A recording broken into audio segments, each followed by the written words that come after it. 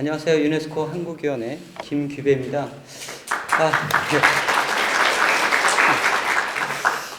저 사실 오늘 이 안동에 특별히 이런 자리에 와서 굉장히 기쁜 건, 그동안 제가 세계 기록유산 사업을 한 20년 가까이 했는데, 그동안 뵀던 많은 분들을 여기서 한 번에 이렇게 다 뵙는, 마치 세계 기록유산의 어떤 축전에 온 듯한 그런 기쁜 마음이 듭니다.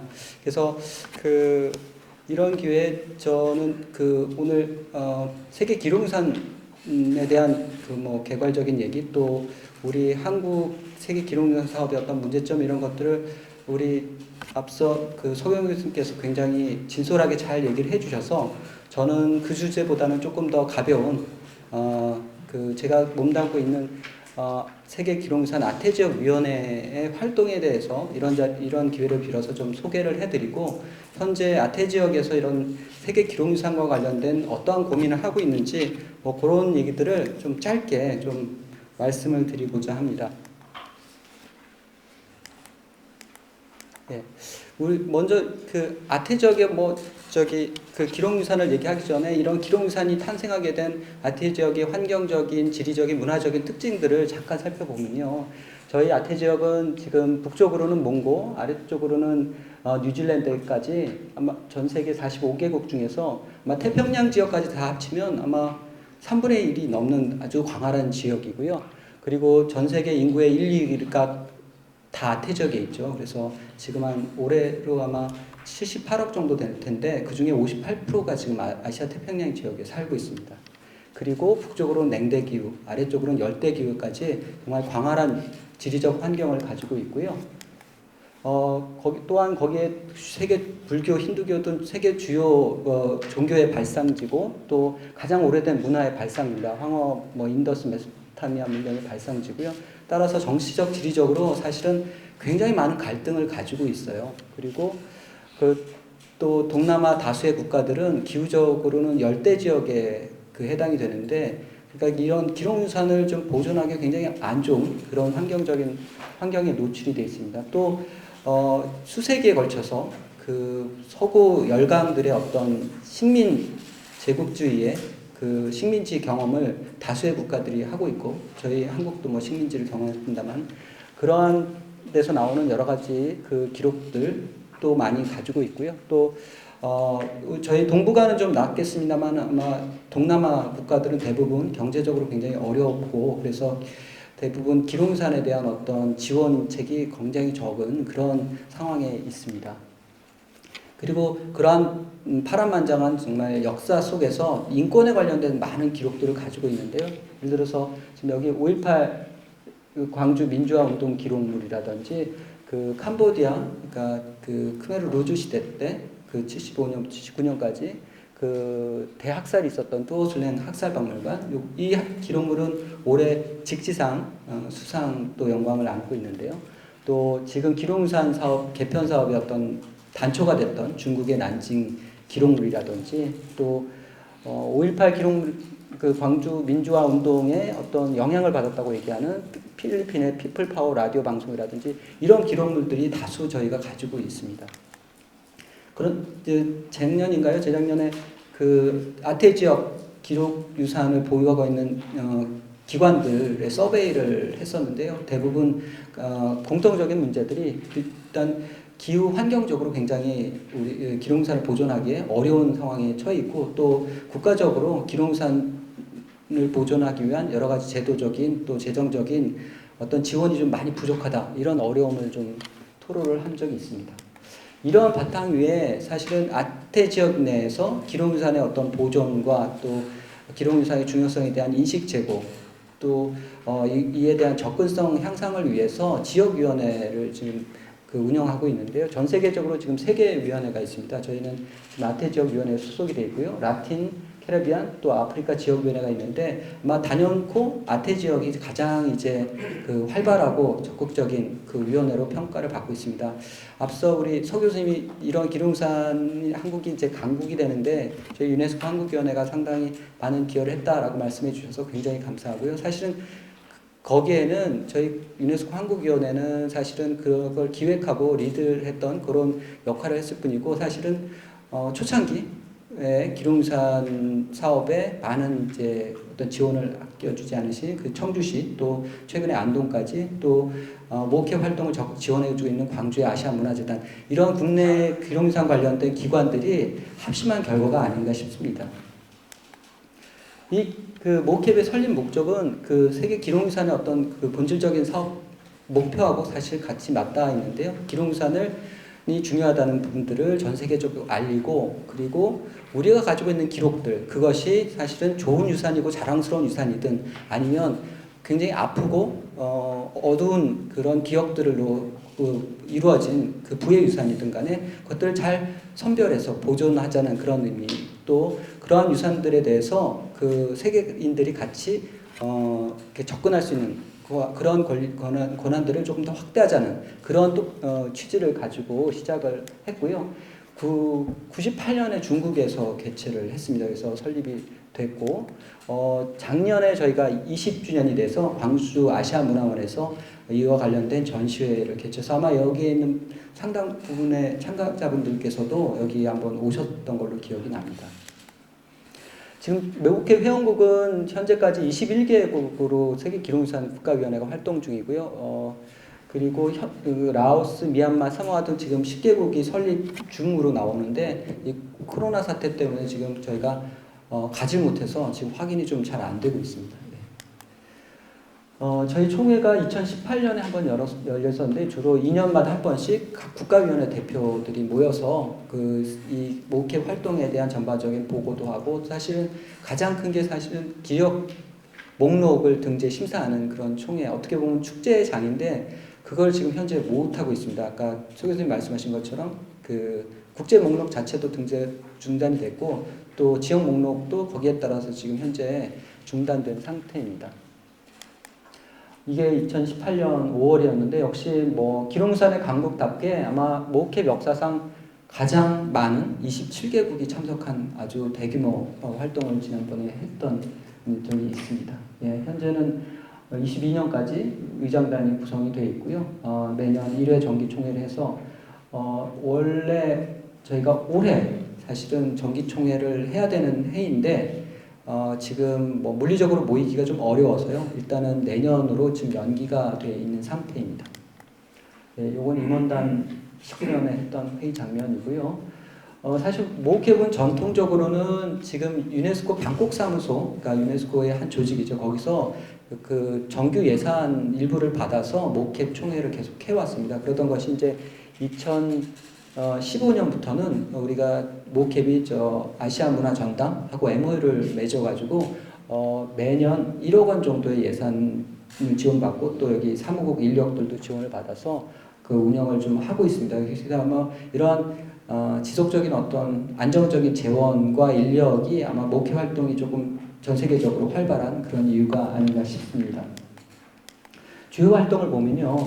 우선 2008년부터 저희가 지역 목록을 시작을 했는데 현재 56점이 등재가 되어 있고요. 국제 목록은 아태 지역의 432건 중에 99건 그러니까 한 4분의 1 정도가 지금 아태 지역 목록입니다. 그러니까 이게 상당히 많다고 볼 수 있겠나요? 사실은 유럽 쪽이 거의 200점이 넘기 때문에 과반을 차지할 정도로 유럽이 압도적으로 많고요. 그 다음에 이제 아태 지역 또 뭐 아랍이나 아프리카 쪽으로 가면 지역 목록이 등재 목록이 상당히 줄어드는 그런 상황을 볼 수 있고요. 등재 형태가 재밌습니다. 주로 아태 지역은 문서가 좀 많고요. 비문이나 시청각들은 상대적으로 좀 적은 그런 구성으로 되어 있습니다. 네, 그리고 저희가 이런 그 지역 목록에 대한 인식을 제고하기 위해서 지금 모캡에서 아카이브를 좀 운영을 하고 있어서요. 여러분 보시면 이런 웹사이트로 가면 그 각국이 가지고 있는 그 지역 목록에 대한 정보를 찾아보실 수 있겠습니다. 그리고 그 방콕사무소와 같이 저희가 또 이런 그 아태 지역 내 국제 목록, 지역 목록이 관련된 그 출판물을 영문으로 좀 만들어서 출판을 한 적이 있고요. 또 그 지역 역량 강화 사업도 지금 뭐 공동으로 열심히 좀 하고 있습니다. 그리고 올해 같은 경우는 사실은 아태 지역 워크숍을 유네스코 한국위원회에서도 따로 했었는데 등재 주로 이제 지원하는 워크숍이었는데요. 이게 또 코로나 사태 때문에 온라인으로, 그래서 원래는 한 4박 5일 정도 이렇게 주로 이제 진행이 됐는데 올해 같은 경우는 한 거의 2주에 걸쳐서 하루에 한 3시간씩 또 굉장히 좀 어렵게 좀 진행을 했던 상황이었습니다. 작년에 저희가 아마 여기 광주 대구에서 그 지역 간 디지털 유산 컨퍼런스를 개최를 했었는데요. 그 상당히 반응이 좋았습니다. 특히 이제 또 이 광주하고 대구 지역이 또 같이 협업해가지고 이런 디지털 유산에 관련된 기록유산 워크숍을 좀 같이 해서 그 현장에 있었던 참가자들에 대한 어떤 반응도 굉장히 좋아서요. 사실은 요런 것처럼 저희가 앞으로 뭐 지금은 현재는 어렵겠지만 향후에 그 기록유산 관련된 국제 컨퍼런스를 개최할 때 이렇게 지역 간 또 기관 간 협업을 통해서 좀 한다 그러면 시너지 효과가 상당히 좋을 것으로 생각이 됩니다. 이 모캡에서 하고 있는 대표적인 사업이 아마 이 그랜트 사업인 것 같은데 기금 지원 사업입니다. 사실 기금이라고 하기에는 사실 조금 창피할 정도로 많지는 않습니다. 2019년 같은 경우 한 4만 5천 불 정도 됐는데요. 이 4만 5천 불을 주로 이제 그 아태 지역에서 기록유산의 보존이나 활용, 접근성 활용에 기여하는 사업을 지금 추진하고 있는 뭐 NGO라든지 단체들 주로 이제 굉장히 열악하죠. 그래서 어떻게 보면 정부의 지원으로부터 사각지대에 있는 그런 단체들의 지원을 받아가지고 그 중에서 약 한 뭐 3분의 1 정도 되겠나요? 저희가 그 선별을 해서 뭐 작은 예산, 뭐 적게는 100만 원에서 뭐 많아야 한 500만 원 정도, 600만 원 정도 되는데요. 그런 예산을 가지고 그 지원하는 사업을 지금 하고 있습니다. 그래서 거기에는 뭐 기록유산을 디지털화한다던가 기록유산의 어떤 보존, 또 전시, 교육 프로그램, 워크숍, 뭐 다양한 분야에 있어서 그 신청서가 들어오고 있습니다. 그래서 그런 것들을 좀 선별해서 그 지원하는데 이 취지 자체가 아까 소 교수님 말씀하신 것처럼 너무 아태 지역 내에서도 기록유산 등재 원래 본연의 취지에 벗어나서 등재에 너무 매몰이 돼 있어서 또 등재 이후에는 원래 얘기했던 접근성 향상이라든지 보존에 관한 부분들을 신경을 안 쓰는 뭐 이런 부분들이 지금 전 세계적으로도 굉장히 문제가 좀 되고 있거든요. 특히 아태 지역에도 해당이 되는 일인데요. 그래서 그러한 간극을 좀 메워보자라는 그런 취지로 이 그랜트 사업을 하고 있는데요. 이게 모캡의 어떤 그 가시성 향상에 상당히 많은 도움이 좀 되고 있는 상황입니다. 예. 올해 2019년 같은 경우는 뭐 32건의 신청서를 접수를 받아가지고 의장단에서 평가를 해서 13건을 승인을 했습니다. 그래서 비교적 저희가 좀 뭐 작은 돈이지만 한 해도에 끝내지 않고 2, 3년 동안 좀 꾸준히 이제 지원을 하려고 하는데요. 사실은 어려운 점은 굉장히 많습니다. 아태 지역 국가들이 기본적으로 이제 뭐 이 기금을 받으면 사실 이런 데 훈련이 많이 안 돼 있어서요. 뭐 연락 문제도 있고 예정된 기간에 보고서를 안 낸다든지 정산이 좀 부족하다든지 여러 가지 문제점이 있는데 그럼에도 불구하고 이러한 그랜트 사업을 계속 하는 이유는 저희가 열악하지만 지금이라도 이렇게 아태 지역에서 기록유산에 대한 어떤 보존 노력들을 계속 좀 해가야 되겠다. 그런 어떤 저희의 취지가 좀 반영된 결과입니다. 그 대표적인 사업이 이제 2018년에 아태 지역 목록에 등재된 베트남, 중국 사절단 기록물들이 있습니다. 요것들이 사실은 좀 저희가 영역을 좀 지원했습니다. 영어로 이제 번역을 해서 이 기록들을 베트남 사람들뿐만 아니라 전 세계적으로 이제 영어로도 있으니까요. 좀 보편적인 접근이 가능하도록 그렇게 지원했던 사업입니다. 간단히 최근 이슈를 좀 말씀을 드리면 아까 말씀드린 것처럼 아태 지역은 기록유산을 보존하기 굉장히 어려운 그런 기후 조건을 가지고 있습니다. 더군다나 아마 아시겠지만 뭐 기록유산 자체가 상당히 부동산 문화재 내지는 뭐 이렇게 석조 문화재 이런 거에 비해서 우선순위에서 많이 떨어지고요. 또 재정적으로도 많이 힘든 나라들이 다수 포함되어 있어서 우선순위에 이렇게 많이 밀리고 있습니다. 그래서 그런 어려운 점이 있고요. 또 아태 지역 내 국가 간의 디지털 정보가 상당히 그 격차가 심합니다. 예를 들어서 여러분들 한국이 2018년도에 그 인터넷 보급률이 한 96%? 그 정도 됐다고 합니다. 그 뭐 뉴질랜드, 호주 여기도 한 95% 이상은 되는데요. 2016년 기존 공티모로나 미얀마 같은 경우는 인터넷 보급률이 1%가 채 안 되는 정도로 이게 너무 격차가 큽니다. 그래서 저희가 아마 여기 라경준 학사님 기억하실 텐데 저희가 뭐 여러 가지 그 아태 지역의 그 개도국들 뭐 역량 강화 사업을 하면서 저희가 막 디지털화 관련된 첨단 기술 뭐 이런 많이 얘기를 했는데요. 결국 마지막에 그들이 원하는 거는 마이크로 필름ing 해가지고 뜨는 거 뭐 그런 걸 얘기를 하더라고요. 그러니까 이게 너무 많은 격차가 좀 심한데요. 그래서 그 눈높이에 맞는 지원 사업을 좀 해야 되지 않나 지금 그런 고민을 좀 하고 있습니다. 그리고 뭐 아까 말씀드린 것 같이 모캡 예산 자체가 45,000불 올해 아마 내년도에도 4만 불이 채 안 될 것 같은데요. 지금 점점 매년 지금 지원하는 그러니까 그 지원을 해달라고 요청하는 개도국들이 계속 늘어나고 있습니다. 그래서 한 30건 이상이 되는데 이 중에서 사실 저희가 쪼개서 한 10건, 12건 이렇게 나누는데 너무너무 미미한 수입니다. 그래서 어제 그제도 제가 그 광주의 아시안 전단장님 뵙고 이 지원 규모를 조금 더 늘려주십사 이렇게 부탁을 드렸는데요. 차후에라도 혹시 이런 그 지원 사업에 관심이 있으면 저희하고 좀 같이 협업했으면 좋겠습니다.